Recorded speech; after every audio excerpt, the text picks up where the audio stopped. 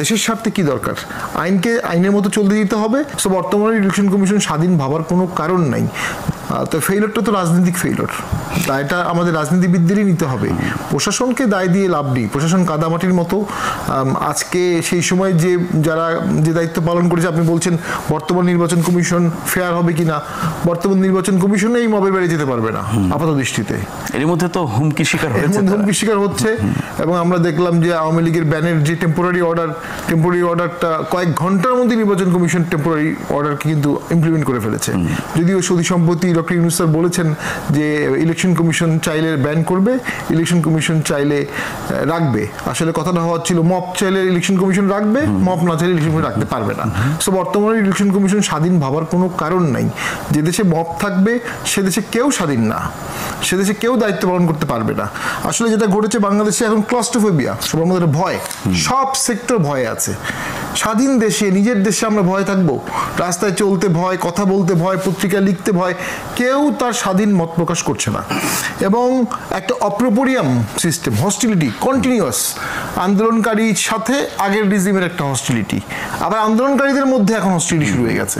এনসিপির সাথে অন্যদের, বিএনপির সাথে অন্যদের। এবং মাঠের রিপোর্টগুলো খুবই খারাপ, ভয়াবহ রিপোর্ট মাঠে। এবং লাস্টেশন চলছে, একটা পোস্ট সিভিল ওয়ার সিচুয়েশনে যা থাকে, এটা 10 মাস চলা মানে সরকারের ব্যর্থতা। হওয়া উচিত ছিল প্যাসিফিকেশন। শান্তিতে নোবেল প্রাইজ পাওয়া একজন ব্যক্তিকে নিয়ে আসা হয়েছে প্যাসিফিকেশন করার জন্য। কিন্তু ডক্টর ইউনূস স্যার তার ছাত্রদের প্রতি অতিমাত্রায় ভক্তি এবং অনেক বিষয় ওভারলুক করার কারণে উনি শক্ত পদক্ষেপ নিতে পারেনি। উনি সহযোগিতাও পাননি, এটাও অস্বীকার করবো না। ওনাকে কেউ সহযোগিতাও করেনি, কিন্তু ক্ষমতা তো তার হাতে। কিন্তু ওনাকে এক্সার্ট করা উচিত ছিল। দীর্ঘমেয়াদী দেশের মঙ্গলটা চিন্তা করে উনি আরেকটা নোবেল প্রাইজ পাওয়ার মতো কাজ করতে পারতেন, উনি নেলসন ম্যান্ডেলা হতে পারতেন। কিন্তু এখন তো মনে হচ্ছে যেদিকে দেশ যাচ্ছে, আমি খুবই শঙ্কিত যে ওনার নোবেল নিয়ে একসময় প্রশ্ন চলে আসবে, কেউ না কেউ তুলবে। রাজনীতি খুব নির্মম, খুব নিষ্ঠুর। দেশের স্বার্থে কি দরকার? আইনকে আইনের মতো চলতে দিতে হবে। আর দেশের স্বার্থটা ওভাররাইডিং, যেটা আমাদের সিনিয়র সিটিজেনরা বা বিজ্ঞ প্রাজ্ঞ ব্যক্তিরা যেভাবে দেখতে পারবে, এটা তো আমরা দেখতে পারবো না। ওনারা সেটা আলোচনার মাধ্যমে একটা কনসেনসাসে আসতে হবে, একটা এগ্রিমেন্টে আসতে হবে। আদারওয়াইজ এই যুদ্ধ চলবে এবং এই যুদ্ধ নোংরা দিকে যাবে, আগলি দিকে যাবে। অনলাইনে যুদ্ধ হবে, বিদেশে গেলে যুদ্ধ হবে, ডাস্টবিন বানানো হবে, এক পক্ষ ডাস্টবিন বানাবে, আরেক পক্ষ ডাস্টবিন, এই চলবে।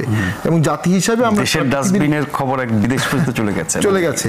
বিদেশিদের ভাড়া করে ওখানে নিয়ে আসে, বিদেশিদেরকে ভাড়া করে গালি দেওয়া হয়েছে। তো এগুলো তো নোংরা রাজনীতি। তো এটাকে তো আসলে একজন লোক দরকার ছিল যার উপর সবাই আস্থা আনতে পারবে। ডক্টর ইউনূস না পারলে কে পারবে বা কে পারতো আমরা জানি না। একটা 3 জন নির্বাচন কমিশনের বিরুদ্ধে একই রকমের অভিযোগ, 14, 18, 24-এ।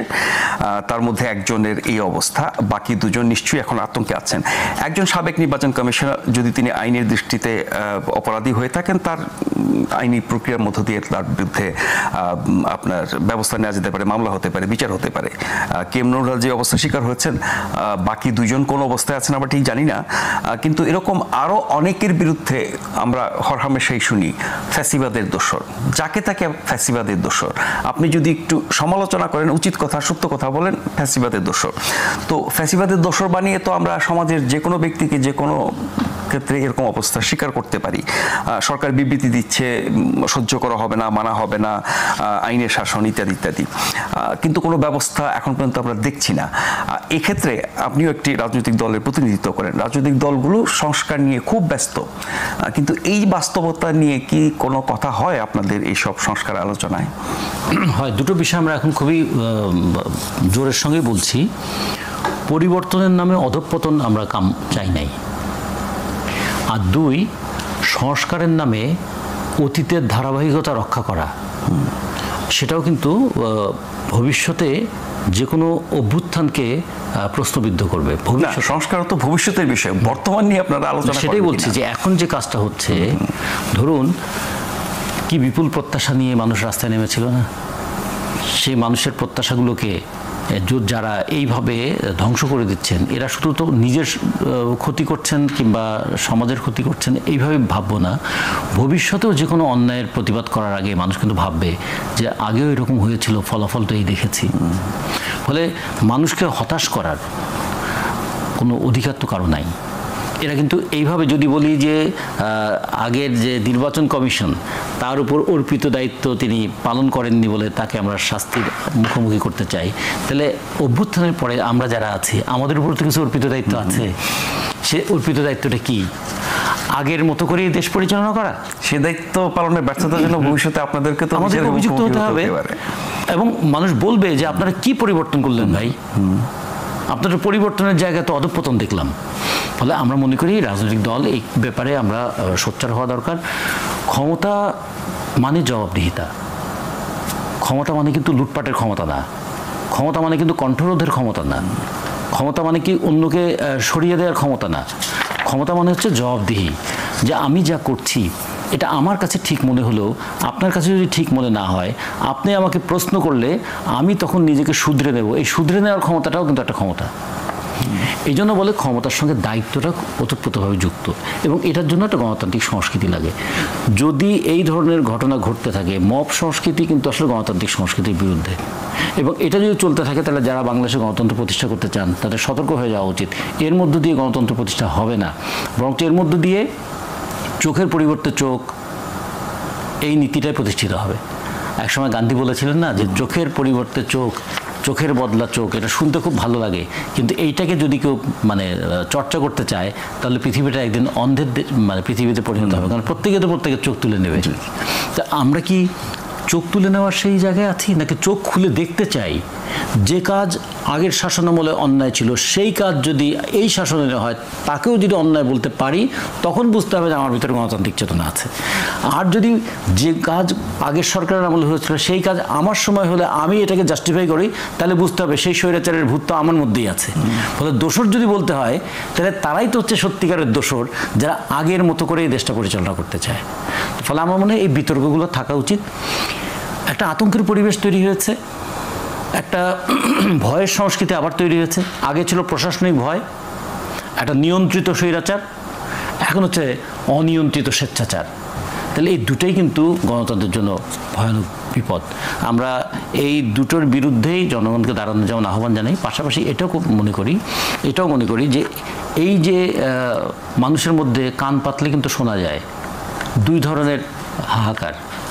এক ধরনের হাহাকার হচ্ছে আমার চাকরি ব্যবস্থাটা কি হবে, জীবনযাপনটা ভালো হবে কি না, এগুলো নিয়ে যেমন একটা অর্থনৈতিক ক্ষেত্রে তার একটা হাহাকার আছে।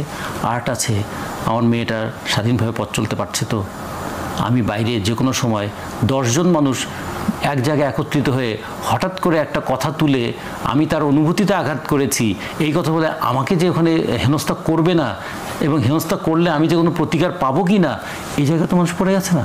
এখন 10-15 জন মানুষ একসাথে হলেই কিন্তু যে কোনো একটা মানুষের, আপনার 40 বছরের সাংবাদিকতার যে ইতিহাস, আমি 40 সেকেন্ডে সেটাকে কালিমালিপ্ত করে দিতে পারি। তাহলে কি দাঁড়ায়? কোনো মানুষের কোনো সংগ্রাম, কোনো অর্জন, কোনো কষ্টকর অতীত অভিজ্ঞতা সব কি এই মবের কাছে বিলীন হয়ে যাবে? এই প্রশ্ন যারা এগুলো থামাচ্ছে না তারা নিজেরাও কি অবস্থার শিকার হতে পারে না কোনো এক সময়? হতে পারে না মানে কি, তারা হওয়ার দ্বার প্রান্তে আছে। ঠিক যেমন করে 24-এর 5ই আগস্টের আগে কিংবা 16ই জুলাইয়ের আগে অনেকে অনেক কিছু ভাবে নাই যেটা 5ই আগস্টের পরে হয়েছে, ঠিক এখনও যদি অনেকে মনে করেন যে যা যা তারা করছেন এটা তারা আজীবন করতে পারবেন, তাহলে কিন্তু তারাও ওই একই ভুল করবেন। ইতিহাসের সবচেয়ে নির্মম শিক্ষা তো এটা, যেটা স্বামী বলেছেন যে ইতিহাস খুব নির্মম, রাজনীতিও বড় নিষ্ঠুর। এটা ঠিক, কিন্তু নির্মমতা এবং নিষ্ঠুরতার মধ্যে কিন্তু আর একটা জিনিস আছে, সেটা কি, যে সে কাউকে ছাড় দেয় না। আজকে হয়তো ব্যক্তি নিহত হতে পারে, কিন্তু যে পদ্ধতিটা তৈরি হবে সেটা ভবিষ্যতে আরও অনেক ব্যক্তিকে প্রভাবিত করবে, অনেক ব্যক্তির জীবনকে অতিষ্ঠ করে তুলবে। ফলে যারা অভ্যুত্থানের চেতনাকে ধারণ করেন বলছেন, অভ্যুত্থানের চেতনার সঙ্গে মব সংস্কৃতির চেতনা যায় না, এইটা তাদের অভ্যুত্থানের চেতনা অনেক ভারী কথা। আমরা 71-এর চেতনা নিয়ে অনেক কথা শুনেছি, অভ্যুত্থানের চেতনার প্রতিফলন আমরা 10 মাসে কি দেখলাম? 3টা জায়গায় আমরা দেখেছি। একটা জায়গায় আমরা দেখেছি যে আমাদের সাধারণ মানুষ আশায় বুক বেঁধেছিল এবং তারা এই কারণে দ্রব্যমূল্যের ঊর্ধ্বগতি হোক, অনেক কিছু হোক, তারপর তারা চুপ করে আছে। তারা মনে করছে যে ঠিক আছে, একটা সরকার গিয়েছে আর একটা সরকার এসেছে, দেখি না কি করে। তো মানুষ অন্তত একটু সহ্য করতে শিখেছে। আগে কিন্তু এটা কিন্তু দলীয় সরকার আসলে পরের দিনই রাস্তায় মিছিল নেমে যেত। একটা জিনিস মানুষ একটু ধৈর্য নিয়েছে, কিন্তু ধৈর্য বেশি দিন থাকবে না, এটা হলো এক।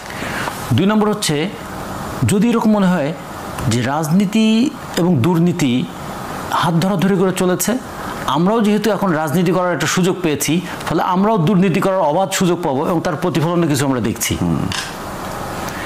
সবচেয়ে প্রথম বিষয় যেটা প্রথম ধাক্কা লেগেছে মানুষের কাছে, একটা দল নতুন গঠিত হতে না হতেই কোটি টাকা খরচ করে সে ইফতার পার্টি করতে পারে।